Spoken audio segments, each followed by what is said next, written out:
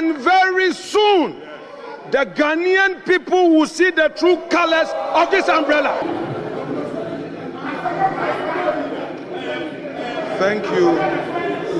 Thank you. Thank you for the opportunity to say a few words in response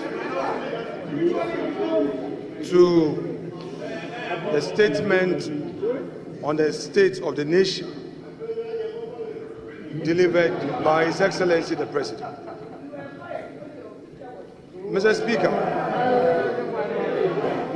this is the man who, 1997, entered the Chamber of Parliament during the second Parliament of this Republic.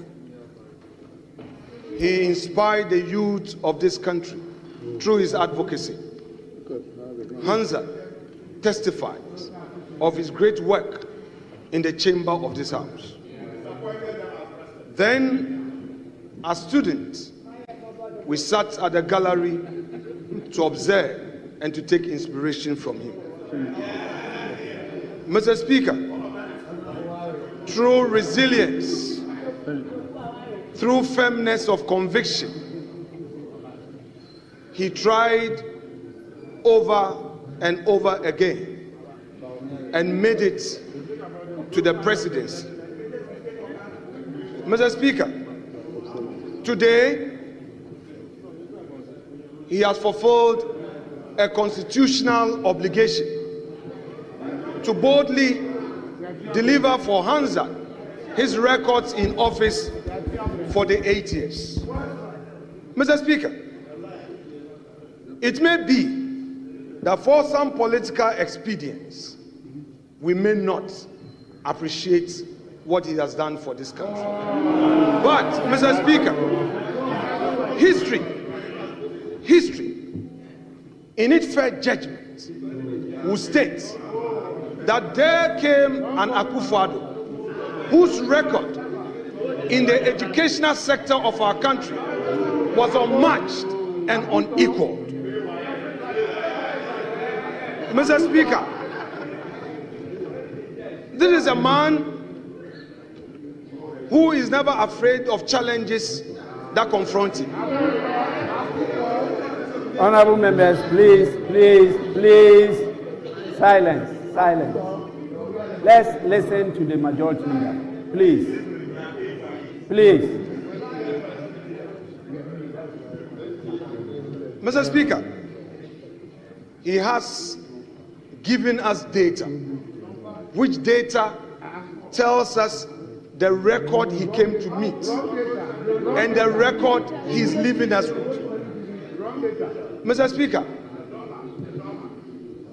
the Agenda 111, a very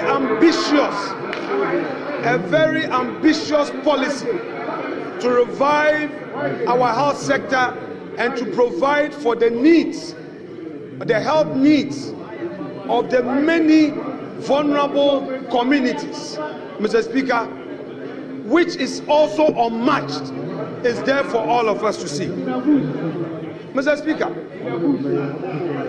above all, this president and his government have demonstrated that they have what it takes to keep our country safe all around us.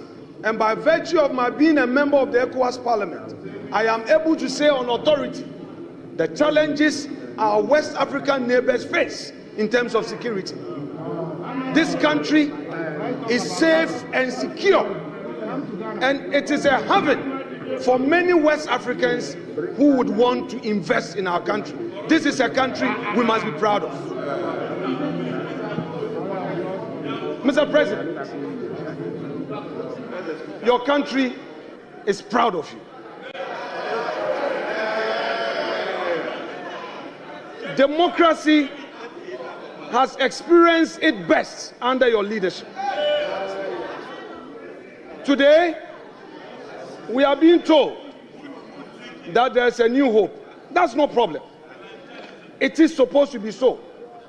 But soon, we will see the true colors of the umbrella.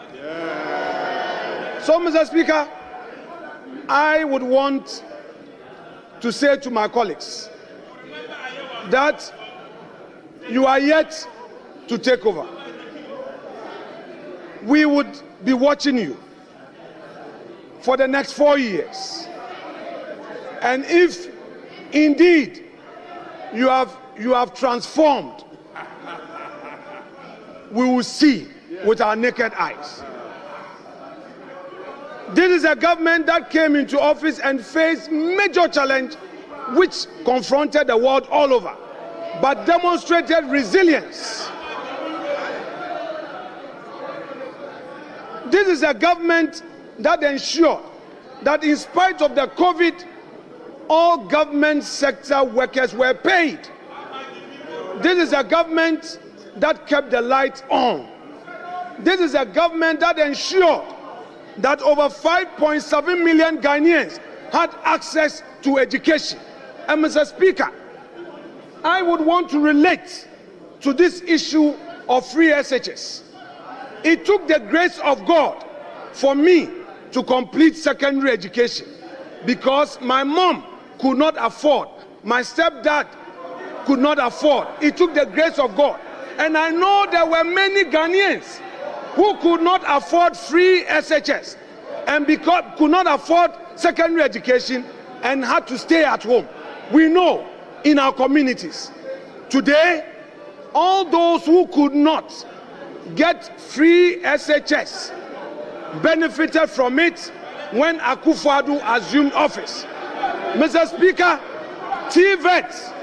TVET was also implemented for those who are placed at the lowest ebb of fortune's wheel to also get advantage of getting technical education. This is it.